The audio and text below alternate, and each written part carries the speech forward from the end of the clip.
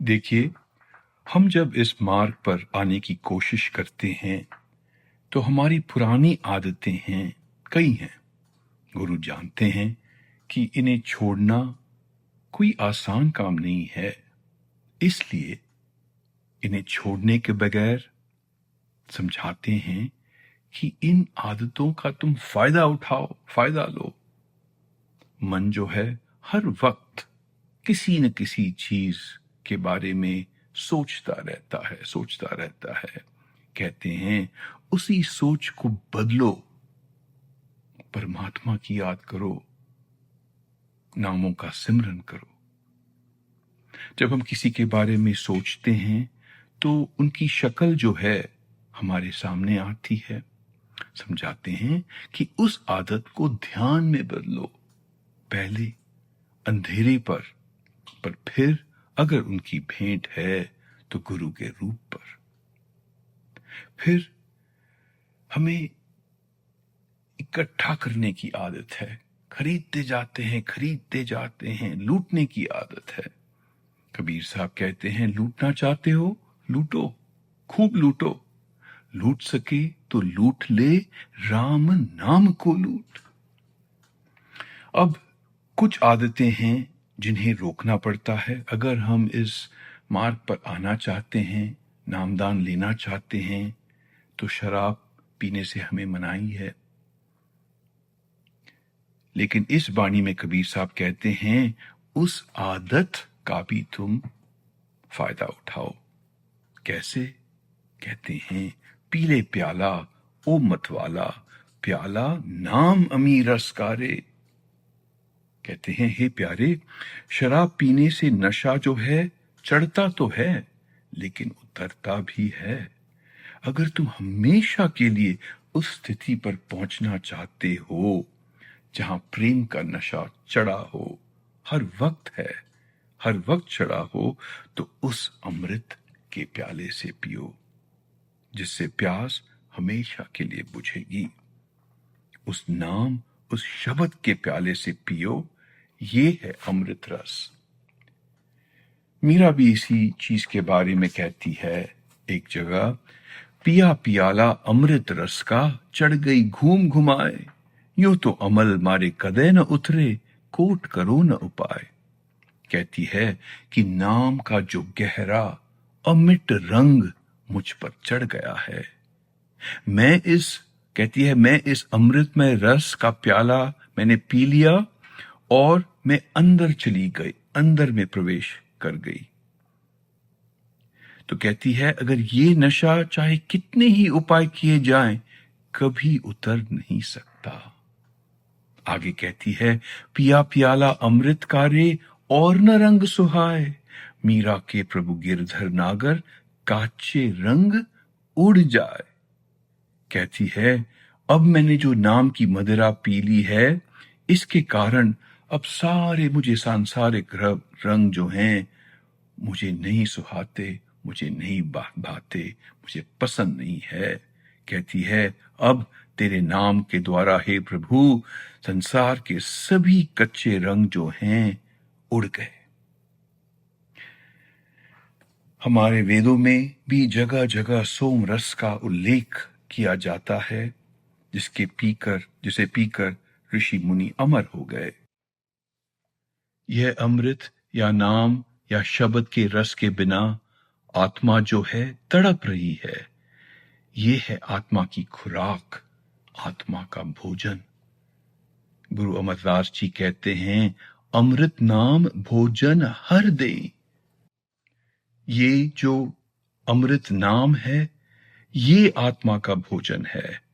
दूसरी जगह गुरु अमरदास जी कहते हैं कि जब तुम 10वें द्वार पर आओगे तो क्या मिलेगा?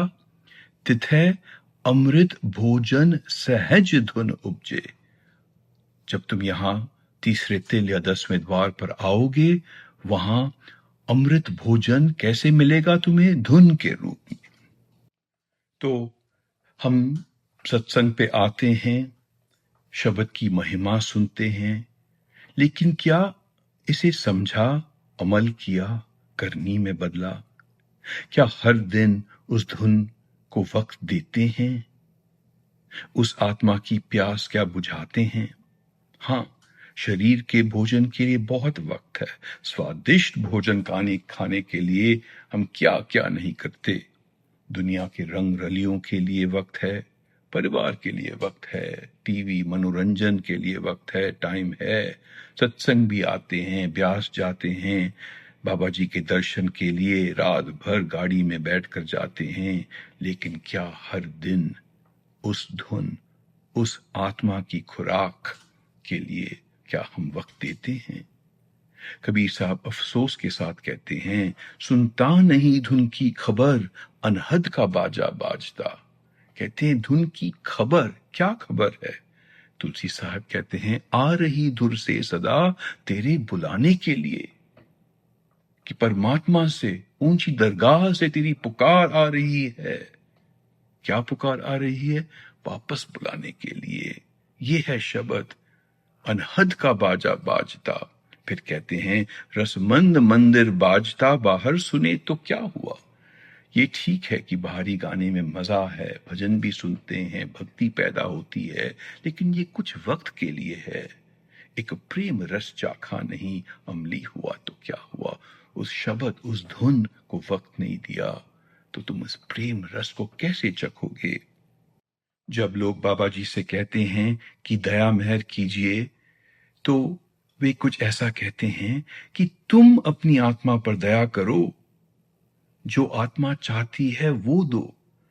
अगर कहते हैं भजन सिमरन को वक्त दोगे और थोड़ा सा भी ध्यान टिके, उस एकमात्र स्थिरता में शांति है, चैन है, जो कहीं इस दुनिया में नहीं है। बाबा जी दावे के साथ कहते हैं, प्यारे कोशिश तो करो, चख के देखो क्या मिलता है तुम्हें। देखिए, एक सत्संगी जिसने सालों भर भजन को वक्त दिया, उससे पूछिए क्या वो एक दिन भी भजन त्याग करने के लिए तैयार है? अगर अंदर कुछ देखा या ना देखा, फिर भी वो नहीं त्याग करेगा, बिल्कुल नहीं। ये है वह नाम का रस, नाम की मिठास, नाम की शक्ति, जो उसे खींचता है, बिठाता है। इसलिए दिन में 10 मिनट भी मिले और अगर उस धुन को वक्त दिया, तो उस वक्त सचखंड में हमारी रजिस्ट्री हो गई, हाजिरी हो गई। उस 10 मिनट में आत्मा की प्यास बुझ गई, आत्मा को तसल्ली मिल गई। उस 10 मिनट के लिए एक शांति है जो कहीं इस दुनिया में नहीं है। और उस 10 मिनट में की कोशिश देखकर हमारे गुरु प्रसन्न हो गए। और अगर हमारे गुरु हमसे प्रसन्न हो गए, तो मानिए जैसे जहां मिल गया हमें। आगे कबीर साहब बाणी में कहते हैं, बालपना सब खेल गवाया, तरुण भया नारी बसकारे, बिरद भया कफबाय ने घेरा, खाट पड़ा न जाए खिसकारे।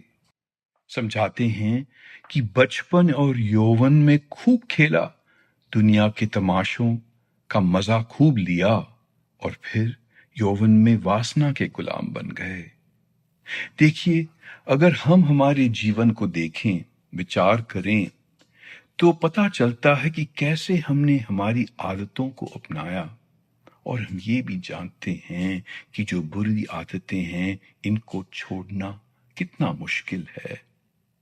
संत महात्मा समझाते हैं कि इस जीवन में ही नहीं, अनेक जन्मों से इस मन पर प्रभाव पड़ा है, असर पड़ा है। तो यहां कबीर साहब अर्ज कर रहे हैं, ये जो श्रेणी है, ये जो श्रृंखला है, इसे तोड़ो, बंद करो, बस बहुत हो गया। दूसरी जगह कबीर साहब हमारी स्थिति का वर्णन करते हैं कि जिस औरत के पीछे भागे, जिस बच्चों की परवरिश की, उस नातों का क्या होता है। कहते हैं, मन फूला फूला फिरे जगत में कैसे नाता रे, माता कहे ये पुत्र हमारा, बहन कहे बिर मेरा, भाई कहे ये भुजा हमारी, नारी कहे नर मेरा। एक आदमी है, सब कहते हैं परिवार में कि ये मेरा है। कबीर साहब कहते हैं, माफ कीजिए, ये सब मतलबी हैं। दूसरी जगह कहते हैं सब पैसे के भाई, दिल का साथ नहीं है कोई, सब पैसे के भाई। अब क्या होता है, आदमी मरता है तो क्या होता है, कहते हैं कबीर साहब, पेट पकड़ के माता रोवे, बाहें पकड़ के भाई, लपट झपट के तिरिया रोवे, हंस अकेला जाई। आत्मा जो है चली जाती है, लेकिन भाई रोता है, माता रोती है, और पत्नी जो है लपट झपट के रोती है। कहते हैं चार गजी मंगाया, चढ़ा काठ की घोड़ी, चारों कोने आग लगाया, फूंक दिया जसोरी। कि छोटी सी जगह में लकड़ियों का सेज बनाया जाता है, उस पर आदमी का शरीर लेटाया जाता है, और क्या करते हैं, जला देते हैं। क्या होता है, हाड़ जरे जस लाकड़ी, कैस जरे जस घासा, सोना ऐसी काया जर गई, कोई न आयो पासा। कि हड्डियां जो हैं लकड़ियों की तरह जलती हैं, और बाल जो है घास की तरह जलती है। जिस शरीर को खूब सजाया, खूब आभूषण की, क्या होता है अंत में, कोई उसके पास आ नहीं पाता। कह कबीर सुनो भई साधो, छाड़ो जग की आशा। कहते हैं ये है दुनिया, इसमें अटको नहीं, लिबड़ो नहीं। बाबा जी से किसी जवान ने पूछा कि संत मत के मार्ग पर मैं एक दिन तो जरूर चलना चाहता हूं, लेकिन अब इस वक्त तो मैं जवान हूं, दुनिया में भी मोह है। तो बाबा जी ने कुछ ऐसा कहा, जाओ जरूर देखो कि दुनिया तुम्हें क्या दे सकती है, लेकिन बहुत दूर मत जाओ कि तुम वापस न आ सके। फिर कुछ लोग कहते हैं कि मैं काम पर लगा हूं, बच्चों की परवरिश करनी है, वक्त नहीं है, जब रिटायर हो जाऊंगा तब नाम लूंगा। उनसे एक सवाल है, जिंदगी पर इतना भरोसा? और बुढ़ापे में क्या होता है? कबीर साहब कहते हैं, खाट पड़ा न जाए खिसका रे, बीमारी, पीठ में दर्द, घुटनों में दर्द। बीमार होकर कबीर साहब कहते हैं, आदमी जो है खाट पर पड़ा है, खिसक भी नहीं सकता।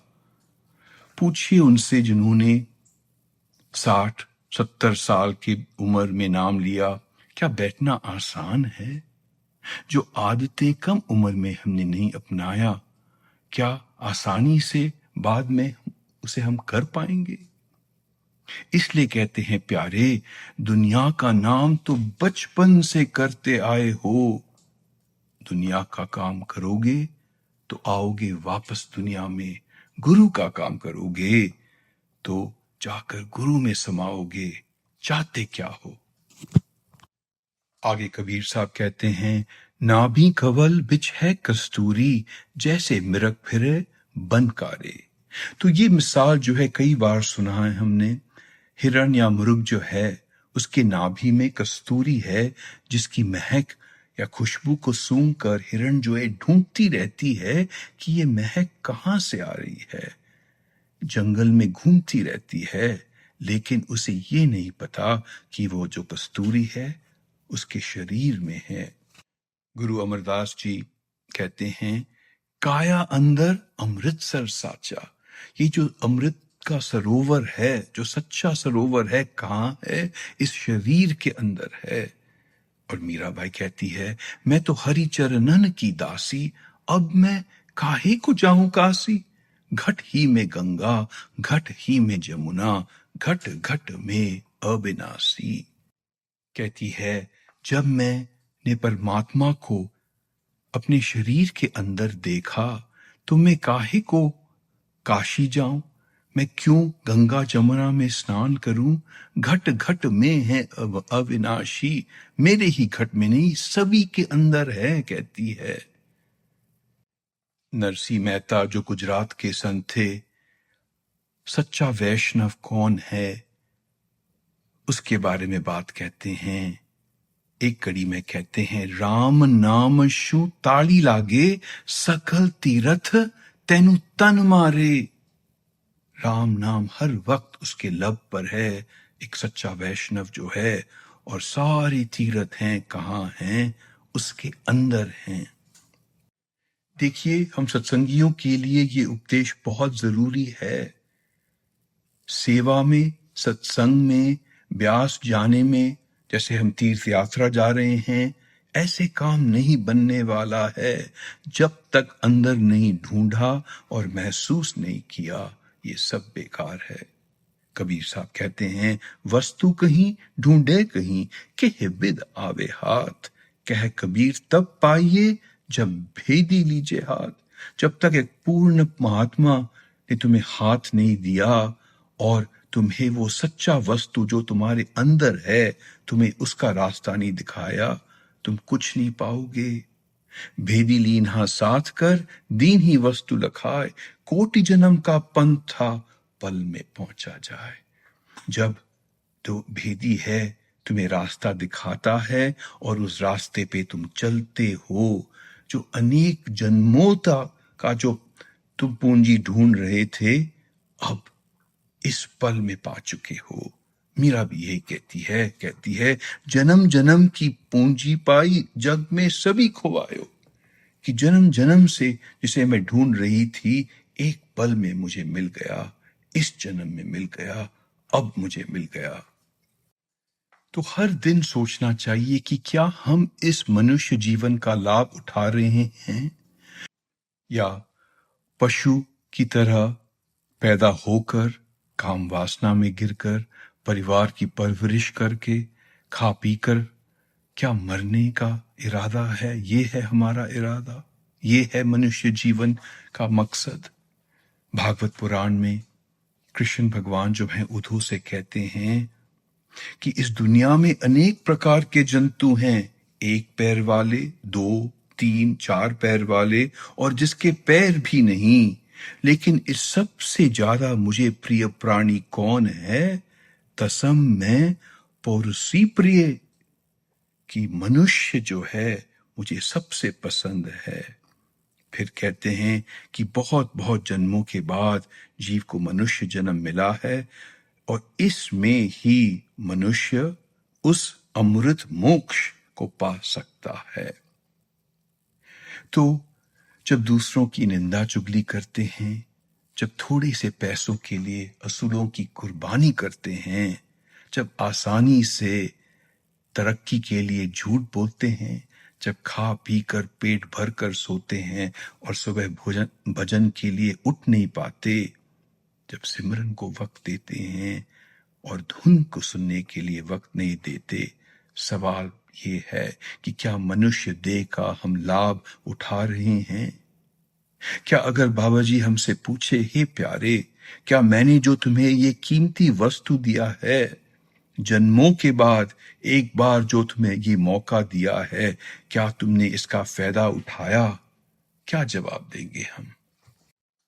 आगे कबीर साहब कहते हैं, बिन सतगुरु इतना दुख पाया, बैद मिला नहीं इस तन का रे। यहां किस दुख के बारे में बात कर रहे हैं? देखिए, दुनिया के उतार चढ़ाव में, जीवन के उतार चढ़ाव में दुख तो आएंगे, लेकिन यहां आत्मा की दुख के बारे में कह रहे हैं, जो जन्मों से अपने असली धाम से बिछुड़ गई है। कहते हैं कि सदगुरु के बिना आत्मा का जो दुख है, ये कभी तुम दूर कर नहीं पाओगे, कि बिना गुरु के ये अलगपन, वियुक्ति दूर नहीं हो सकता। दूसरी जगह कबीर साहब कहते हैं, बिन कृपा सतगुरु नहीं पावे, लाख जतन करे कोई। कह कबीर सुनो भई साधो, बिन गुरु मुक्ति न होई। कितनी बार हमने कहानियों में सुना है कि कई मुरीद थे जो सतगुरु के दर पर आए लेकिन चले गए, उनके भाग्य में नहीं था। तो यहां कबीर साहब कहते हैं कि अगर भाग्य में न हो तो हम सतगुरु के पास आएंगे ही नहीं। फिर कहते हैं, तीन लोक नौ खंड में गुरु ते बड़ा न कोई। ये ठीक है कि हम सब परमात्मा के पास पहुंचना चाहते हैं, सभी धर्मों में यही मकसद है, लेकिन परमात्मा को किसने देखा है? लेकिन गुरु जो हैं हमारे सामने आते हैं, हमारे लेवल पे आते हैं, अपनी भाषा में समझाते हैं, मिसाल बनकर हमें सिखाते हैं। सतगुरु हमें क्या देते हैं हमें तो इसका पता ही नहीं। परमार्थी पत्र में बाबा जी हजूर महाराज जी को लिखते, सावन सिंह जी को लिखते हैं, प्यारे, जिसको एक पूर्ण शब्द रूपी गुरु मिला है, उस दिन ही कर्म का लेखा खत्म हो गया। अब सिर्फ प्रारब्ध कर्म भोगने हैं। और अगर हम सोचते हैं कि हमें तो गुरु मिल गया, अब हमें कुछ नहीं करना है, अगली कड़ी में बाबा जी कहते हैं, हर दिन शब्द धुन को वक्त देना। तो सदगुरु हमें ये कीमती वस्तु देते हैं, लेकिन फिर कहते हैं अब तुम इसकी कमाई करो। जुनैद करके एक फकीर था, उसके पास एक मुरीद आया, कहता है कि मैंने सुना है कि आपके पास एक कीमती मोती है, ये मुझे चाहिए। जुनैद उनसे कहता है, अगर मैं इसके बदले में तुमसे पैसा मांगू तो तुम्हारे पास दौलत है ही नहीं जिससे तुम इसे खरीद सकते, और अगर मैं तुम्हें मुफ्त में दूंगा तो तुम इसकी कदर नहीं करोगे। जैसे मैंने किया वैसे तुम्हें करना पड़ेगा, और मैं तुम्हें सिखाऊंगा। हर दिन सागर में कूदो, डुबकी लगाओ और सागर की जमीन पर जाकर खोजो। एक दिन तुम कामयाब होगे और वो मोती मिलेगा। और जुनैद की तरह कबीर साहब ने भी एक दुकान खोला। कहते हैं, कबीरा नाम रतन धुन मुझ में खान खुली, सेत मेत ही देत हूं ग्राहक कोई नहीं। कि मेरे अंदर ये जो नाम का कीमती रतन है फूट फूट कर निकल रहा है, सेत मेत ही देत हूं ग्राहक कोई नहीं। मुफ्त में देने को तैयार हूं, अफसोस की बात यह है कोई ग्राहक नहीं है। आगे कबीर साहब कहते हैं, मात पिता बंधु सुतिरिया संग नहीं कोई जा सका रे। कि प्यारे, क्या इस दुनिया में तुम फंसे हो, किन किन चीजों की आशा रखते हो, ये कुछ भी तुम्हारे साथ नहीं जाएंगे। अनेक जन्मों में तुम यहां आए हो, अनेक तुम्हारे रिश्ते हो चुके हैं, क्या कोई भी तुम्हारे साथ गया है? कहते हैं कि अगर एक रिश्तेदार है जो तुम्हारे साथ जाएगा, वो है सतगुरु। नामदेव जी कहते हैं अपने एक अभंग में, कृपेची सावली अखंड लाधली खेचर मावली भेटलिया। कि खेचर बाबा खेचर जो है उनके गुरु थे, वो मुझे मां की तरह मिलकर उन्होंने अपनी कृपा की अखंड छाया मुझे दे दी। कहते हैं, आंता मज भय नाही पे कोणाचे, जन्म मरणाचे दुख गेले। अब मुझे किसी का डर नहीं, जन्म मरण के दुख चले गए। बंद मोक्षाची फिटली काळजी, समाधि लागली समाधि सी। संसार के बंधन और मोक्ष की चिंता मिट गई, समाधि की स्थिति में अखंड अनुभव मुझे प्राप्त हो गए। अंत में कहते हैं, नामा मणे माजे सर्व ही साधन, खेचर चरण न विसंबे। नामदेव जी कहते हैं कि मुझे मेरे सर्व साधन मिल गए हैं, मैं कभी खेचर के चरणों को कभी नहीं छोड़ूंगा, यही मेरे असली रिश्तेदार हैं। तो कहते हैं यहाँ कबीर साहब, हे प्यारे, यहाँ कुछ भी तुम्हारे योग्य नहीं है, तुम तो सचखंड के अधिकारी हो, वो है तुम्हारा हक। यहाँ कुछ भी तुम्हारा नहीं है, कोई तुम्हारा साथ नहीं देगा, एक ही रिश्तेदार है, और वो है गुरु, जो तुम्हें मालिक की गोद में जब तक नहीं बिठाएंगे शांत नहीं रहने वाले हैं। आगे कबीर साहब कहते हैं, जब लग जीवे गुरु गुण गाले, धन जौबन है दिन 10 कारे। कि प्यारे, तुम्हें ये नहीं पता तुम्हारे कितने दिन बाकी हैं, कितने सांस बाकी हैं, इसलिए जब भी वक्त मिले एक ही काम करो, जब लग जीवे गुरु गुण गाले। अब गुरु के गुण हम कैसे गाएं? क्या बैठकर उनकी तारीफ करें, भजन गाएं? देखिए, गुरु का सच्चा रूप तो शब्द है, और जब तक शब्द को हमने महसूस नहीं किया, वक्त नहीं दिया, पहचाना नहीं, शब्द गुरु के गुण कैसे गाएं? इसलिए कहते हैं, प्यारे, 5 नामों का सिमरन करो, धीरे धीरे यहां तीसरे तिल पर एकाग्रित करो और फिर उस शब्द को सुनो। इसलिए कहते हैं कि जब भी वक्त मिले गुरु को वक्त दो। गुरु तेग बहादुर जी कहते हैं, राम सिमर यह तेरे काज है। एक ही तुम्हारा काम है इस दुनिया में, परमात्मा को सिमरना। और बुल्ले शाह जी कहते हैं, जो दम गाफिल सो दम काफिर। जिस पल तुम उन्हें भूल जाते हो, मानो उसे इनकार कर रहे हो, तुम काफिर हो। अगर ये एकमात्र प्रेम जागृत करना है तो कबीर साहब दूसरी जगह कहते हैं, श्वास श्वास सुमिरन करो। कहां भरोसा देह का, बिन सी जाए छिन माही। श्वास श्वास सुमिरन करो, और जतन कुछ नाही। कहते हैं, तुम्हें क्या पता तुम कब जाओगे इस दुनिया में। हर पल सुमिरन करो, लेकिन शुरुआत कैसे? धीरे धीरे। कहते हैं, थोड़ा सुमिरन बहुत सुख, जो करी जाने कोई। जो वो करेगा वो जानेगा। लेकिन हम जो भाई बहन हैं, जो कई साल से इस मार्ग पे आए हैं और कोशिश कर रहे हैं, हमें कोई बहाना बनाना नहीं है, जीवन में बदलाव लाना है। अगर भजन में ध्यान नहीं टिकता तो हमारे दैनिक जीवन को बदलना चाहिए, सोचना चाहिए, मैं वक्त कहाँ बिता रहा हूं। जो भी टीवी पर देखते हैं उसका असर मन पे पड़ता है, जिनको मिलते हैं उनका असर मन पे पड़ता है। सोचना चाहिए कि हमारे जीवन में हम बदलाव कैसे लाएं।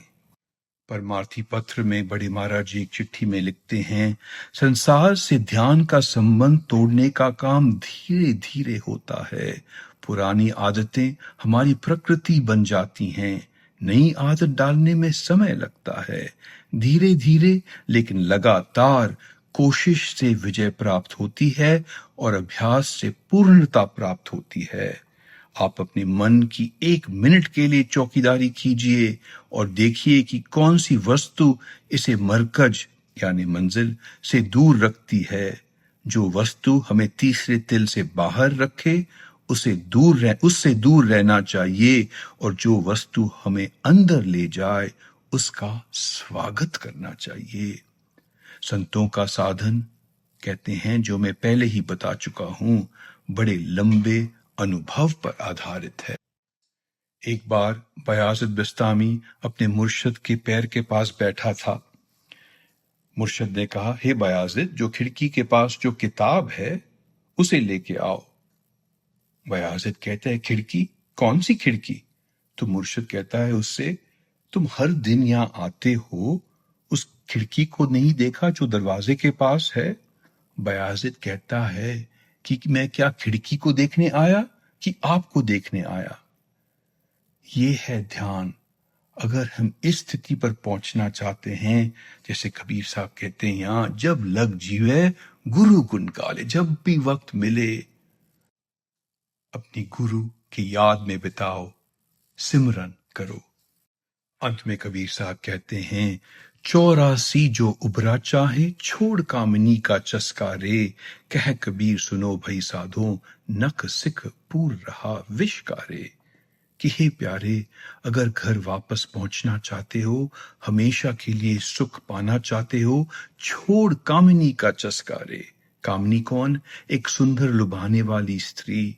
लेकिन यहां दुनिया के सभी मोह की ओर इशारा कर रहे हैं। इस दुनिया के लिए जो चाह है छोड़ो। ये ठीक है कि दुनिया की चीजों में भी मजा है, लेकिन जो मजा सुमिरन में, भजन में है, वो कुछ और ही है। दूसरी जगह कबीर साहब कहते हैं, मन लागू मेरी यार फकीरी में, जो सुख पावो नाम भक्ति में, सो सुख नहीं अमीरी में। एक ऐसा अद्भुत सुख है उस नाम भक्ति में, उसमें लग जाओ। अंत में हमें सावधान कर रहे हैं, दुनिया की चीजों, पदार्थों को जो तुम चख रहे हो, क्या कर रहे हो? शरीर के अंदर नख सिख, पैर के नाखून से सिर तक विष भर रहे हो।